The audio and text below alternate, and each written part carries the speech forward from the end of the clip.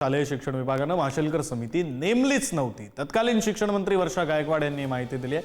महायुती सरकारकडून चुकीची माहिती पसरवली जाते असेही गायकवाडांनी म्हटलं। खोटं बोला पण रेटून बोला अशी महायुतीची अवस्था आहे असा दावा गायकवाडांनी केला। 16 ऑक्टोबर 2020 चा आहे आणि ज्याच्यामध्ये नवीन राष्ट्रीय शैक्षणिक धोरण 2020 च्या अभ्यास गटाकरता कार्यबल गट टास्क फोर्स तयार करण्यासंदर्भामध्ये गठीत करण्यासंदर्भामधला हा जी आर आहे। या जी आरच्या अंतर्गत जे आहे ते महाशासन कमिटी जी आहे त्या ठिकाणी निर्माण केली। हा जी आर कोणी काढलेला आहे? हा जी आर उच्च आणि तंत्र शिक्षण विभागाच्या माध्यमातून निघालेला जी आर आहे। आणि या विभागाचे मंत्री कोण तत्कालीन होते?